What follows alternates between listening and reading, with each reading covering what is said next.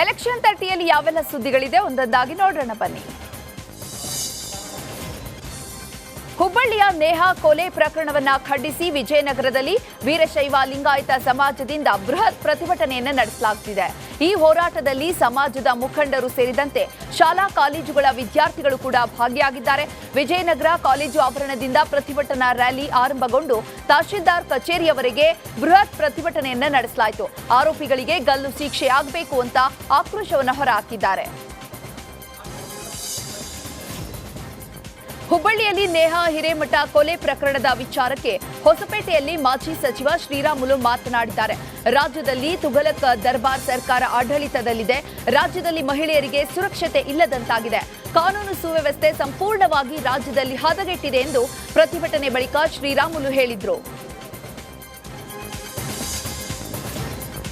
ಶಿವಮೊಗ್ಗದಲ್ಲಿ ಮಾತನಾಡಿದ ಸಿಎಂ ಸಿದ್ದರಾಮಯ್ಯ, ಹುಬ್ಬಳ್ಳಿಯ ಮೃತ ನೇಹಾ ಪ್ರಕರಣವನ್ನ ಸಿಐಡಿಗೆ ವಹಿಸಲಾಗುವುದು ಎಂದಿದ್ದಾರೆ. ನಮ್ಮ ಜಿಲ್ಲಾ ಉಸ್ತುವಾರಿ ಸಚಿವರು ಹೋಗಿದ್ದಾರೆ, ತ್ವರಿತವಾಗಿ ಶಿಕ್ಷೆ ಕೊಡಬೇಕು ಅಂತ ವಿಶೇಷ ಕೋರ್ಟ್ಗೆ ವಹಿಸಿದ್ದೇವೆ ಎಂದು ಹೇಳಿದರು. ದಿಂಗಾಲೇಶ್ವರ ಶ್ರೀಗಳ ನಾಮಪತ್ರ ಸಲ್ಲಿಕೆ ವಾಪಸ್ ಪಡೆಯಲು ಸ್ವಾಮೀಜಿ ಸೂಚಕರು ಬಂದಿದ್ದಾರೆ. ಸ್ವಾಮೀಜಿ ನಾಮಪತ್ರಕ್ಕೆ ಸೂಚಕರಾಗಿರುವಂತಹ ಸಚಿವ ಪಾಟೀಲ ಮತ್ತು ಅಮೃತ ಬಳ್ಳುಳ್ಳಿ ಮೂಲಕ ನಾಮಪತ್ರ ವಾಪಸ್ ಕೊಡಲಾಗಿದೆ.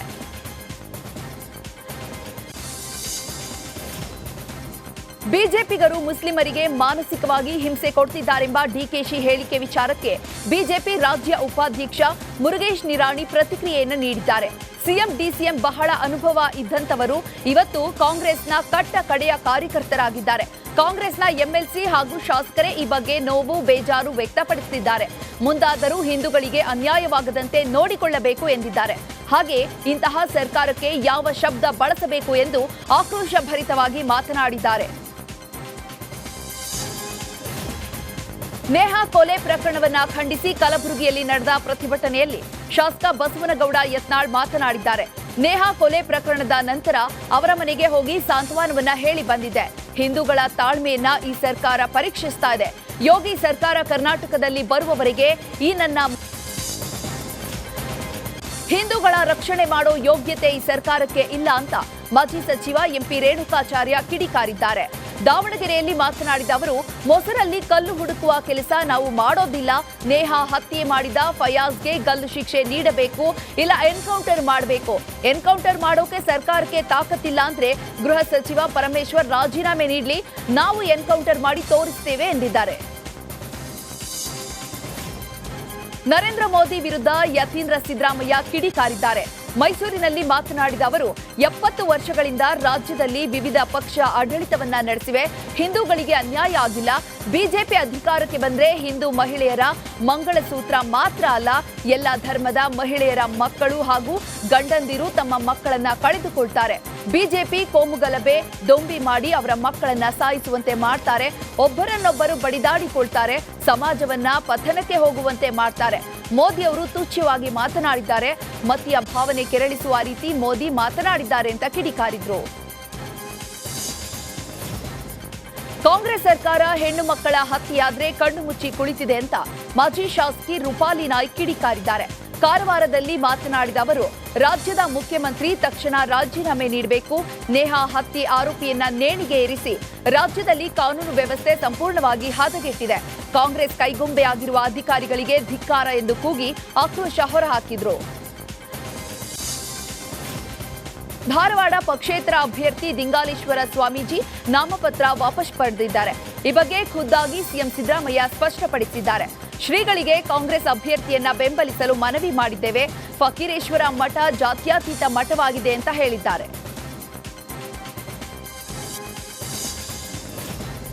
ಚಿಕ್ಕಮಗಳೂರು ಜಿಲ್ಲೆಯ ತರೀಕೆರೆ ಪಟ್ಟಣದಲ್ಲಿ ಸಿಎಂ ಸಿದ್ದರಾಮಯ್ಯ ಕಾಂಗ್ರೆಸ್ ಅಭ್ಯರ್ಥಿ ಜಯಪ್ರಕಾಶ್ ಹೆಗಡೆ ಪರ ಮತ ಪ್ರಚಾರವನ್ನು ನಡೆಸುತ್ತಿದ್ದಾರೆ. ಎಪಿಎಂಸಿ ಆವರಣದಲ್ಲಿ ಬಹಿರಂಗ ಸಭೆ ನಡೆಯುತ್ತಿದ್ದು, ಸಭೆಯಲ್ಲಿ ಸಾವಿರಾರು ಕಾರ್ಯಕರ್ತರು ಭಾಗಿಯಾಗಿದ್ದರು. ದೇಶ ಕಾಯಲು ಮೋದಿ, ಕಾವೇರಿ ಕಾಯಲು ಕುಮಾರಣ್ಣ ಬೇಕು ಎಂಬ ಪ್ರತಾಪ್ ಸಿಂಹ ಹೇಳಿಕೆಗೆ ಸಿಎಂ ಸಿದ್ದರಾಮಯ್ಯ ಪ್ರತಿಕ್ರಿಯೆಯನ್ನ ನೀಡಿದ್ದಾರೆ. ಚಿಕ್ಕಮಗಳೂರು ಜಿಲ್ಲೆಯ ತರೀಕೆರೆಯಲ್ಲಿ ಮಾತನಾಡಿದ ಅವರು, ಬಿಜೆಪಿ ಸಮಾಜ ಒಡೆಯಲು ಯತ್ನಿಸ್ತಾ ಇದೆ. ನಾವು ಅದಕ್ಕೆ ಭಾರತ್ ಜೋಡೋ ಯಾತ್ರೆಯನ್ನ ಮಾಡಿದ್ದು. ಕಾವೇರಿಗೆ ದೇವೇಗೌಡ, ಕುಮಾರಸ್ವಾಮಿಯವರ ಪಾತ್ರ ಏನು? ಅವರು ಏನಾದರೂ ಮಾಡಿದ್ದೇವೆ ಎಂದು ಹೇಳಿದ್ದಾರಾ? ಪ್ರಧಾನಮಂತ್ರಿ ಕೆಲಸವೇ ದೇಶ ಕಾಯುವುದು ಅಂತ ಕಿಡಿಕಾರಿದ್ದಾರೆ. ಸಿಎಂ ಸ್ವಕ್ಷೇತ್ರದಲ್ಲಿ ಬಿವೈ ವಿಜಯೇಂದ್ರ ಅಬ್ಬರದ ಪ್ರಚಾರವನ್ನ ನಡೆಸಿದ್ದಾರೆ. ಚಾಮರಾಜನಗರ ಲೋಕಸಭಾ ಕ್ಷೇತ್ರದ ಅಭ್ಯರ್ಥಿ ಬಾಲರಾಜ್ ಪರವಾಗಿ ವಿಜಯೇಂದ್ರ ಅಬ್ಬರದ ಪ್ರಚಾರವನ್ನ ಮಾಡಿದ್ದಾರೆ. ಲಿಂಗಾಯತ ಸಮುದಾಯದ ಮೇಲೆ ಕಣ್ಣಿಟ್ಟಿರುವ ವಿಜಯೇಂದ್ರ ದೇವಲಾಪುರ ಹಾಗೂ ತಗಡೂರು ಗ್ರಾಮದ ರೋಡ್ ಶೋವನ್ನ ನಡೆಸಿದ್ದಾರೆ.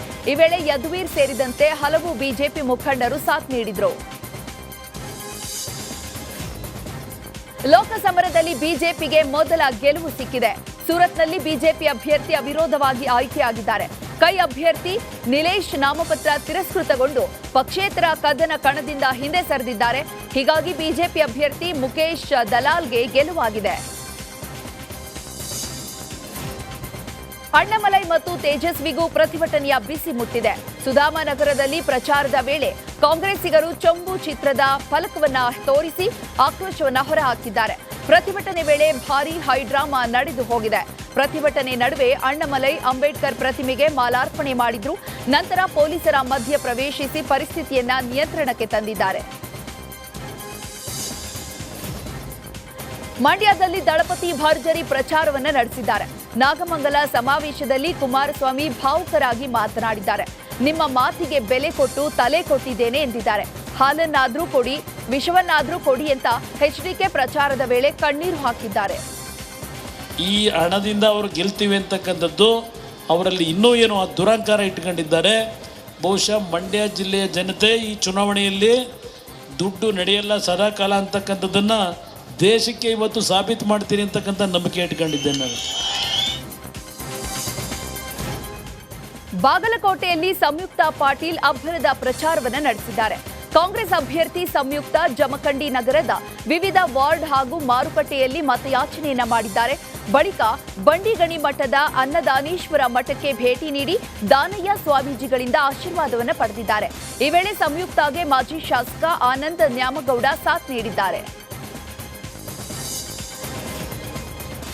ಮೋದಿಗೆ ಕಾಂಗ್ರೆಸ್ನಿಂದ ಪ್ರಣಾಳಿಕೆಯ ಪಾರ್ಸಲ್ ಮಾಡಲಾಗಿದೆ. ಬೆಂಗಳೂರಿನ ಕೆಪಿಸಿಸಿ ಕಚೇರಿ ಮುಂಭಾಗ ಯೂತ್ ಕಾಂಗ್ರೆಸ್ನಿಂದ ಕೊರಿಯರ್ ಮಾಡಲಾಗಿದೆ. ಬಿವಿ ಶ್ರೀನಿವಾಸ್ ನೇತೃತ್ವದಲ್ಲಿ ಕೊರಿಯರ್ ಅಭಿಯಾನವನ್ನ ಕೈಗೊಂಡಿದ್ದಾರೆ.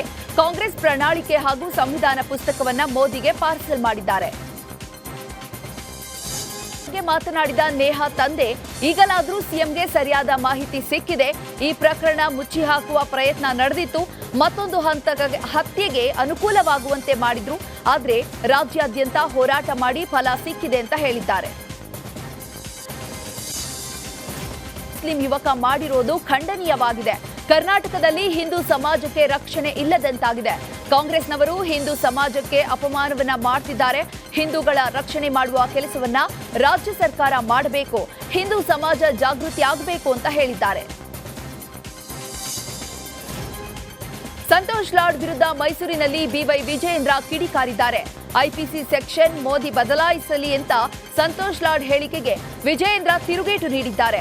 ಯಾವನ್ರಿ ಅವನು ಸಂತೋಷ್ ಲಾಡ್ ಅಂತ ಪ್ರಶ್ನಿಸಿದ್ದಾರೆ. ಅವನೊಬ್ಬ ನಾಲಾಯಕ್, ಅವನದ್ದು ಏನು ಪ್ರಶ್ನೆ ಕೇಳ್ತೀರಾ ಅಂತ ಸಂತೋಷ್ ಲಾಡ್ ವಿರುದ್ಧ ಬಿವೈ ವಿಜಯೇಂದ್ರ ಫುಲ್ ಗರಂ ಆಗಿದ್ದಾರೆ. ಸುರಪುರ ಉಪಚುನಾವಣಾ ಅಖಾಡ ರಂಗೇರಿದೆ. ರೈತರ ಮನಗೆಲ್ಲಲು ಬಿಜೆಪಿ ಅಭ್ಯರ್ಥಿ ಭರ್ಜರಿ ಪ್ಲಾನ್ ಮಾಡಿದ್ದಾರೆ. ಸುರಪುರ ಬಿಜೆಪಿ ಅಭ್ಯರ್ಥಿ ರಾಜು ಗೌಡ ಹಳ್ಳಿಗಳಿಗೆ ಪ್ರಚಾರಕ್ಕೆ ತೆರಳಿದ್ರು. ಪ್ರಚಾರದ ವೇಳೆ ನೀರಿನ ವಿಚಾರವನ್ನೇ ಪ್ರಸ್ತಾಪಿಸಿರೋ ರಾಜು ಗೌಡ ಕಾಂಗ್ರೆಸ್ಗೆ ಸವಾಲು ಹಾಕಿದ್ದಾರೆ. ನಾರಾಯಣಪುರ ಡ್ಯಾಂನಲ್ಲಿ 18 ಟಿಎಂಸಿ ನೀರಿದೆ. ಬಾಗಲಕೋಟೆ ಸೇರಿದಂತೆ 5 ಜಿಲ್ಲೆಯ ರೈತರ ಜಮೀನಿಗೆ 22 ದಿನಕ್ಕೆ ಆಗುವಷ್ಟು ನೀರು ಡ್ಯಾಂನಲ್ಲಿ ಇದೆ. ಆದರೂ ಕೂಡ ಕುಡಿಯಲು ನೀರಿಲ್ಲ. ಡ್ಯಾಂನಲ್ಲಿ 19 ಟಿಎಂಸಿ ನೀರು ಇಲ್ಲಂದ್ರೆ ನಾಮಪತ್ರ ವಾಪಸ್ ಪಡಿತೀನಿ. ಡ್ಯಾಂನಲ್ಲಿ ನೀರು ಇತ್ತಂದ್ರೆ ನೀವು ನಾಮಪತ್ರ ವಾಪಸ್ ಪಡಿಬೇಕು ಅಂತ ಕಾಂಗ್ರೆಸ್ ಅಭ್ಯರ್ಥಿ ರಾಜಾ ವೇಣುಗೋಪಾಲ್ ನಾಯಕ್ಗೆ ಸವಾಲು ಹಾಕಿದ್ದಾರೆ. ಮಂಡ್ಯ ಕೈ ಅಭ್ಯರ್ಥಿ ಸ್ಟಾರ್ ಚಂದ್ರು ಭರ್ಜರಿ ಪ್ರಚಾರವನ್ನು ನಡೆಸಿದ್ದಾರೆ. ಕೆಆರ್ಪೇಟೆ ನಾಗಮಂಗಲ ವಿಧಾನಸಭಾ ಕ್ಷೇತ್ರದ ವ್ಯಾಪ್ತಿಯಲ್ಲಿ ಅಬ್ಬರದ ಕ್ಯಾಂಪೇನ್ ನಡೆಸಿದ್ದಾರೆ. ಕೆಆರ್ಪೇಟೆ 5ಕ್ಕೂ ಹೆಚ್ಚು ಪಂಚಾಯಿತಿ ವ್ಯಾಪ್ತಿಗಳಲ್ಲಿ ಸ್ಥಳೀಯ ಕಾಂಗ್ರೆಸ್ ಮುಖಂಡರೊಂದಿಗೆ ಸ್ಟಾರ್ ಚಂದ್ರು ಮತಬೇಟೆಯನ್ನ ನಡೆಸುತ್ತಿದ್ದಾರೆ. ಮಂಡ್ಯದ ಜನರು ನನ್ನ ಕೈ ಹಿಡಿಯಲಿದ್ದಾರೆ ಎಂಬ ನಂಬಿಕೆ ಇದೆ. 100ಕ್ಕೆ 100ರಷ್ಟು ನಾನು ಗೆಲ್ತೀನಿ ಅಂತ ವಿಶ್ವಾಸವನ್ನ ವ್ಯಕ್ತಪಡಿಸಿದ್ದಾರೆ. ಬೆಂಗಳೂರಿನಲ್ಲಿ ಅಣ್ಣಾಮಲೈ ಅಬ್ಬರದ ಪ್ರಚಾರವನ್ನ ನಡೆಸಿದ್ದಾರೆ. ಬೆಂಗಳೂರು ಉತ್ತರ, ದಕ್ಷಿಣ, ಕೇಂದ್ರ ಲೋಕಸಭಾ ಕ್ಷೇತ್ರದಲ್ಲಿ ಬಿಜೆಪಿ ಅಭ್ಯರ್ಥಿ ಪರ ಅಣ್ಣಾಮಲೈ ರೋಡ್ ಶೋ ಮೂಲಕ ಅಬ್ಬರದ ಪ್ರಚಾರವನ್ನ ನಡೆಸಿದ್ದಾರೆ.